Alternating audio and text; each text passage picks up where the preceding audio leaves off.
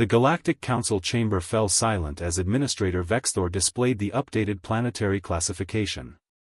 Earth, the small blue world in Sector 7G, had just been upgraded from Class 9 to Class 14 Deathworld, the highest danger rating ever recorded. This is unprecedented, Counselor Threen's 4 eyes blinked in disbelief. No species has ever evolved on anything above Class 11. How are these, humans, still alive? Vexthor's tentacles trembled as she brought up the data. Our initial survey was conducted from orbit. We classified Earth as Class 9 based on atmospheric scans and basic geological data. However, after sending our exploration team to the surface. She paused, her voice cracking. Only 2 of the 12 survived. The council erupted in shocked chirps and clicks. The team didn't encounter humans? Asked Counselor Morp, his scales turning pale. No. They encountered Earth itself. Vexthor pulled up the mission logs. Survivor testimony indicates they landed in what humans call Australia. Within the first hour, 3 team members died from creatures humans call spiders, tiny ambush predators with neurotoxic venom. 2 more fell to something called a snake. The team leader was killed by a hopping creature they dismissed as harmless. A hopping creature? Threen leaned forward. Humans call it a kangaroo. It apparently kicked straight through reinforced armor. Vexthor's voice dropped. But that wasn't the worst part. The survivors reported that humans live there. Voluntarily. They build homes, raise families, and consider it one of their nice continents. The chamber fell silent again. Show us the human homeworld data, Morp commanded. Vexthor displayed a rotating hologram of Earth. Gravity, 1.2 times standard. Atmospheric oxygen, 21%, high enough to fuel rapid combustion. The planet is 70% covered in a corrosive solvent that humans drink and bathe in. Weather systems regularly produce spinning vortexes of wind that level entire settlements. The planet's crust floats on molten rock and shifts violently without warning. And 99% of species that have ever lived there went extinct from various apocalyptic events, yet life persists and thrives. Surely the humans have advanced technology to survive these conditions, asked another counselor hopefully. That's the most disturbing part, Vexthor replied. Humans evolved there. Their baseline biology is adapted to these conditions. What we consider extreme hazards, they consider normal. Our Class 7 survival suits? Humans developed those capabilities naturally. Our emergency rations can sustain us for weeks. Humans can survive weeks without food naturally, and longer than we can without water. Counselor Threen stood abruptly. We must quarantine this planet immediately. No contact protocols. Too late, Vexthor whispered. They've already left their planet. 3 days ago, we detected their first faster-than-light vessel. Sir, they're coming. Captain James Rodriguez stood on the bridge of the UNSS Endeavour, humanity's first diplomatic vessel, watching the massive space station grow larger on the view screen. The galaxy's central hub was impressive, a spinning ring of metal and light, home to thousands of species from across known space. Captain, we're receiving another hail, Lieutenant Kim Park reported. That's the 15th one in 10 minutes. They sound panicked. Put it through. A creature that looked like a floating jellyfish with too many eyes appeared on screen. Human vessel, this is Station Commander Xyloth. You must halt your approach immediately. You are not cleared for docking. Rodriguez frowned. Commander, we're here for the scheduled first contact diplomatic meeting. We received your invitation 3 months ago. That was before, Xyloth's translator crackled with what sounded like distress. You didn't tell us. You never said. Your planet is a Class 14 death world. The bridge crew exchanged confused glances. Commander, I'm not sure what classification system you're using, but Earth is perfectly habitable. We've got 8 billion people living there quite comfortably. Xylotha's tentacles spasmed. 8 billion? That's more than the entire population of most civilized sectors. How are you not extinct? Rodriguez was beginning to understand that humanity had stepped into something complicated. Commander, perhaps we should discuss this in person. That's why we're here, isn't it? To learn about each other? In person? Xylotha's voice rose several octaves. You want to bring your Class 14 biology onto our station? Our medical teams barely understand Class 9 physiology. We've brought our own medical staff, Rodriguez offered. Dr. Emily Okonkwo is one of our finest physicians. She can coordinate with your medical teams to ensure everyone's safety. There was a long pause. Rodriguez could hear frantic clicking sounds in the background. Finally, Xyloth spoke again, his voice resigned. You may dock at Bay 47. It's our quarantine section. You will be met by a security team in full hazard suits. Do not, under any circumstances, touch anything or anyone. Do not remove your suits. Do not.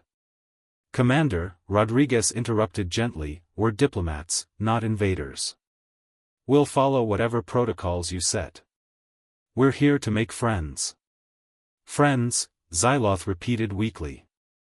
The galaxy's apex predators want to make friends. Very well. Bay 47. And Captain? Please, move slowly. Several species aboard this station have prey instincts. The transmission ended. Lieutenant Park turned to Rodriguez. Sir, what just happened? Rodriguez sat back in his chair, a slow smile spreading across his face. I think, Lieutenant, we just discovered we're a lot tougher than we thought. This is going to be an interesting mission.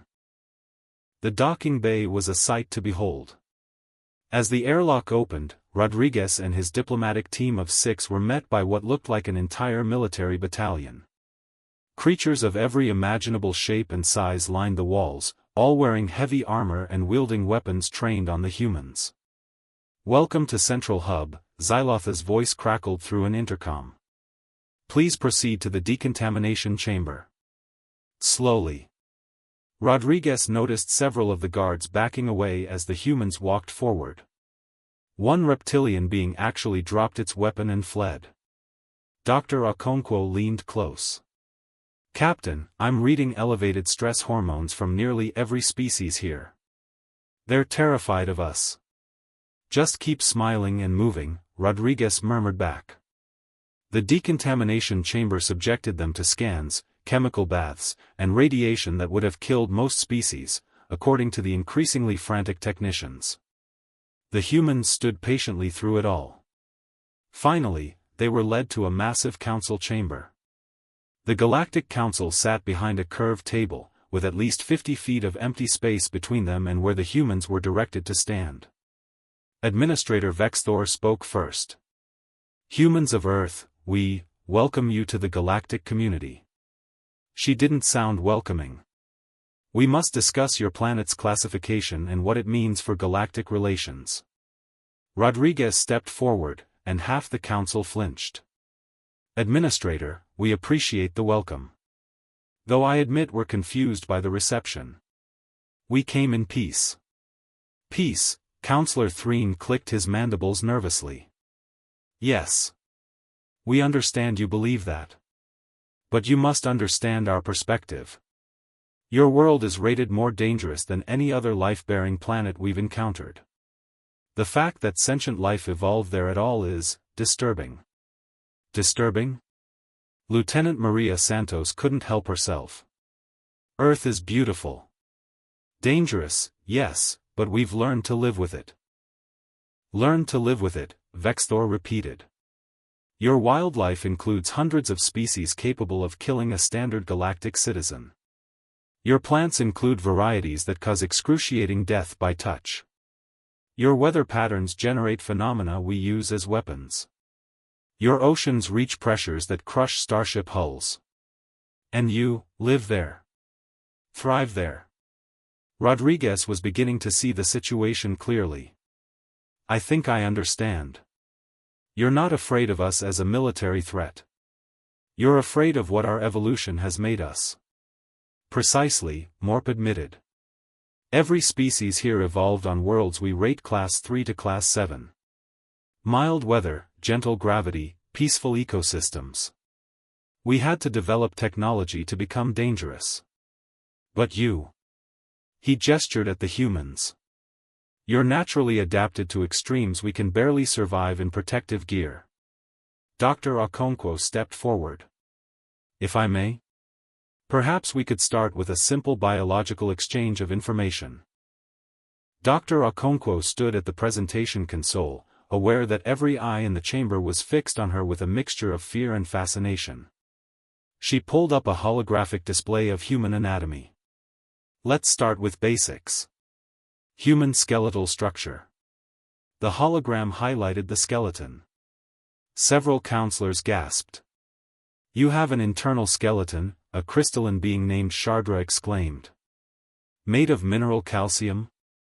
Yes, quite common on Earth actually, Okonkwo replied. It provides structure and protection for our vital organs. We use exoskeletons or hydrostatic pressure, Threen said quietly. Internal skeletons that's military-grade armor on the inside of your body. Okonkwo blinked. I suppose you could look at it that way. Our bones can withstand considerable force. A healthy human femur, our thigh bone, can support approximately 30 times our body weight before fracturing. The council chamber erupted in alarmed chirps and whistles. Moving on, Okonkwo continued quickly. Our cardiovascular system. Humans have a 4-chambered heart that pumps blood through a closed circulatory system under significant pressure. How much pressure? Vexthor asked weakly. Average blood pressure is around 120/80 millimeters of mercury. The heart can increase this dramatically during exertion. A small, mouse-like counselor squeaked in terror. That would rupture our vessels. We operate at 1/10 that pressure. Okonkwo was beginning to understand the problem. Perhaps we should discuss adaptation capabilities? Humans are remarkably adaptable. We can survive in temperatures ranging from -40 to +50 degrees Celsius. 50 degrees? Morp interrupted. That's the boiling point of our blood.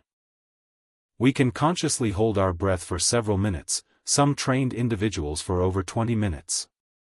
Our bodies can heal from significant injuries, broken bones knit back together, skin regenerates, we can even survive with portions of organs missing.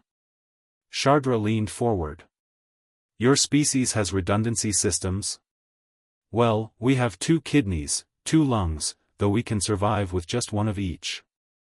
Our liver can regenerate from as little as 25% of its original mass. Regeneration, Vexthor whispered. They have regeneration. And our immune system, Okonkwo continued, is quite robust. We're constantly battling microscopic organisms, bacteria, viruses, parasites. Our bodies wage war every day. Your own planet attacks you at a microscopic level? Threen's scales had turned completely white. And you survive? Regularly? Most of us, yes. We've developed complex immune responses. Memory cells that remember pathogens and respond faster upon re-exposure. We can even train our immune systems with controlled exposure, we call them vaccines. Rodriguez noticed several counselors were consulting frantically with their aides.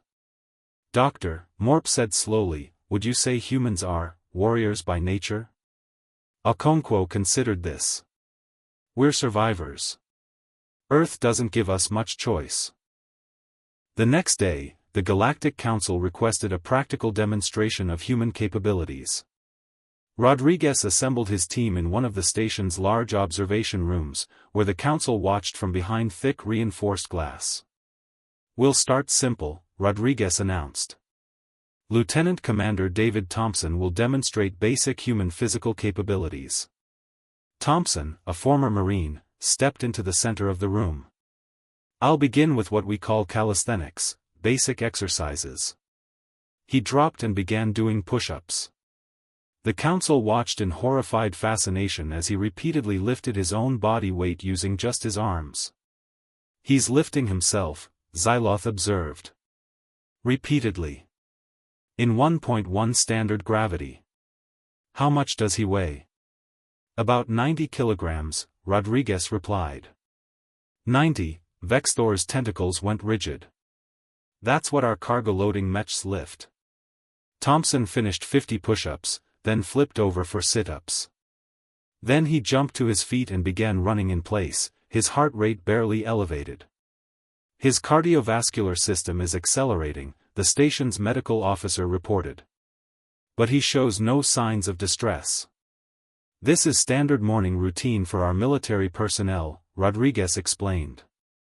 Some of our athletes train for hours each day. Hours? Morp looked faint. Our athletes train for minutes at a time and require days of recovery. Next, Dr. Okonkwo stepped forward with a medical kit. I'd like to demonstrate our healing response. With your permission, Captain? Rodriguez nodded. Okonkwo took a small sterile blade and made a shallow cut on her forearm. The council recoiled in horror as blood welled up. She's leaking vital fluids, someone shrieked. It's controlled, Okonkwo assured them calmly. She held up her arm. Watch. Over the next few minutes, the bleeding slowed, then stopped. That's our clotting response, platelets forming a seal. Over the next few days, this will heal completely. In a week, you won't see a scar. You're showing us that you can be wounded and survive, Threen said slowly. This is supposed to be reassuring. Lieutenant Santos stepped forward next. If I may demonstrate human problem-solving? She was presented with a complex puzzle used for testing intelligence in the galaxy, a multidimensional maze that species typically solved over several hours. Santos examined it for 30 seconds, then began manipulating the controls. The council watched in stunned silence as she solved it in under 5 minutes. Impossible, Shardra whispered. That puzzle requires advanced spatial reasoning, pattern recognition, and adaptive thinking simultaneously. How? Humans are persistence hunters, Santos explained. Our brains evolved to track prey over long distances, predict behavior, and adapt strategies on the fly. We see patterns, remember details, and adjust our approach. Persistence hunters, Vexthor repeated. You hunted your prey by following them until they collapsed from exhaustion? Some of our ancestors did, yes, Rodriguez confirmed. Humans have exceptional endurance. We may not be the fastest species on Earth, but we can outlast almost anything over distance. The council sat in stunned silence. Finally, Counselor Morp spoke. You've shown us strength, healing, intelligence, and endurance. Do you understand what you're describing? In the galaxy, most species have one specialty. You seem to have all of them. Rodriguez smiled gently. Counselor, we're just showing you what we are. We didn't come here to frighten you. We came to join you. The emergency session of the Galactic Council convened at midnight station time, after the humans had retired to their quarters. The usual procedural formalities were abandoned in favor of urgent discussion. We need to address the human situation immediately, Vexthor began, her exhaustion evident. The demonstrations today have confirmed our worst fears. They're too capable, agreed Counselor Threen. Intelligence, strength, endurance, adaptability, regeneration, they're a perfect predator species. Morp pulled up tactical data. I've been running simulations. In ground combat, a single human soldier would require a 15-to-1 numerical advantage to reliably overcome. Their reaction speeds, combined with their resilience and problem-solving abilities, make them extraordinarily dangerous. But they came in peace, Shardra pointed out. Their vessel has minimal armament. They've been nothing but courteous. For now, Threen countered. But what happens when they want something we have? When our interests conflict? We've seen their capabilities, imagine those applied to conquest. Xyloth brought up a star map. There's another concern. Earth is located in a strategically valuable sector, near 3 major trade routes. If humans expand, they'll control significant portions of galactic commerce. We could quarantine their system, suggested a counselor from the rear. Establish a no-contact zone. With what enforcement? Morp scoffed. Their ship demonstrated faster-than-light capability using a completely novel drive system. Our sensor networks barely detected them until they wanted to be detected. They're technological innovators too. Vexthor raised a tentacle for silence. I've been reviewing Earth's history, transmitted to us in their cultural database. I need to share something. She displayed a timeline. Humans have been in their current evolutionary form for approximately 300,000 of their years. In that time, they've survived an ice age, multiple extinction-level volcanic events, countless plagues, and resource scarcity that would have ended any other species. That confirms our threat assessment, Threen said grimly. Wait. Vexthor highlighted a portion of the timeline. Look at their last century. They discovered atomic energy and immediately weaponized it. They created bombs capable of destroying entire cities and poisoning land for generations. They built enough weapons to sterilize their entire planet several times over. The council fell silent. And then, Vexthor continued, they stopped. They created treaties. Decommissioned weapons. They chose to step back from the brink of self-annihilation. Despite being apex predators on an apex predator world, they chose cooperation over destruction. 1 century of peace doesn't negate millions of years of violent evolution, Morp argued. No, Shardra said softly, but it suggests something we haven't considered. Perhaps surviving on a Class 14 Deathworld doesn't just make them dangerous, it makes them wise. They've learned to overcome their destructive instincts. Or they're simply consolidating before expanding outward, Threen countered darkly. The debate raged for hours, until finally, Vexthor called for order. We're not going to solve this tonight. But we need to make a decision about their admission to the galactic community. We vote at tomorrow's session. As the counselors filed out, Morp lingered behind with Vexthor. What do you think? He asked quietly. I think, Vexthor replied, we're afraid of what we don't understand. But I also think humanity might be exactly what the galaxy needs, even if we don't realize it yet. The council chamber was packed for the vote. News of Earth and its inhabitants had spread throughout the station, and representatives from dozens of species crowded the observation galleries, eager to witness history. Captain Rodriguez and his team stood at the center of the chamber, waiting. The past 3 days had been a whirlwind of meetings, demonstrations, and increasingly tense negotiations. Administrator Vexthor called the session to order.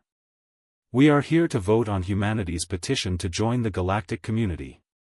Before we vote, does anyone wish to speak? Counselor Threen stood immediately. I must voice my concerns. Earth is a Class 14 Deathworld. Humans are biologically engineered by their environment to be superior in nearly every physical and cognitive metric. Admitting them could upset the power balance that has maintained peace for 10,000 years. Murmurs of agreement rippled through the chamber. Then Shardra stood. I wish to present a different perspective. Yesterday, I had a private conversation with Dr. Okonkwo. I asked her about Earth's biodiversity, how many species exist there. Do you know what she told me? Approximately 8 million species. Earth, this death world, has more biodiversity than any planet we've ever catalogued. She let that sink in. Then I asked her how many species humans had driven to extinction. She told me the truth, hundreds, perhaps thousands, over their history. And she cried. She actually shed tears over species I'd never heard of, on a planet I've never visited. That's when I understood something crucial: humans aren't just predators. They're also guardians. Rodriguez felt a lump in his throat at the unexpected defense. Counselor Morp stood next. Chardra makes a good point, but sentiment doesn't change biology. Humans are dangerous. However, he paused, I've been reviewing galactic history. Our peace is maintained through balance, yes, but it's also made us complacent. We haven't faced a real challenge in millennia. Perhaps we need a species that understands struggle, that has survived against impossible odds, to remind us not to grow soft. You're suggesting we admit them because they make us uncomfortable? Threen challenged.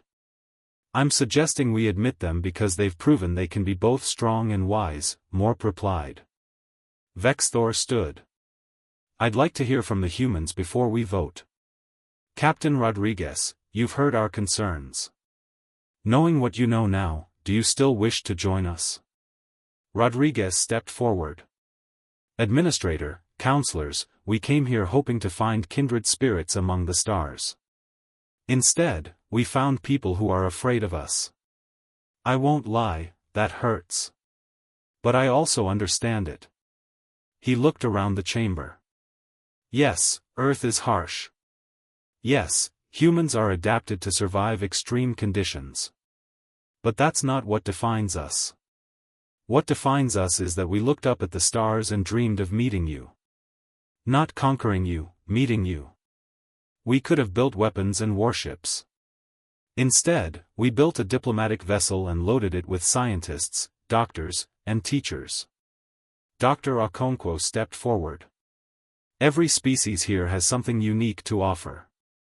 You've built a civilization based on cooperation across thousands of worlds. We want to learn from you, and maybe, if you'll let us, teach you what we've learned from surviving the impossible. Lieutenant Santos added, Earth taught us that life finds a way. It adapts, overcomes, and persists. But it also taught us that survival isn't enough, we need meaning, purpose, connection. That's why we're here. The chamber fell silent. Very well, Vexthor announced. We vote now. All in favor of admitting humanity to the galactic community? The votes came in slowly. Green lights appeared on the display, yes votes. But so did red lights, no votes. The gallery held its breath as the count progressed. When the final tally appeared, Rodriguez closed his eyes. 51% in favor, 49% against. Humanity had been accepted by the narrowest possible margin. The chamber erupted in mixed reactions, cheers and protests alike. Vexthor raised her tentacles for silence. By the power vested in me, I welcome humanity to the galactic community. May this be the beginning of a prosperous partnership. As the formal ceremonies began, Counselor Morp approached Rodriguez privately. Captain, a word of warning. You won the vote, but you didn't win everyone's trust. There will be challenges ahead. Rodriguez smiled. Counselor, we're from Earth. Challenges are what we do best. Morp's expression might have been a smile. Yes. I'm beginning to understand that.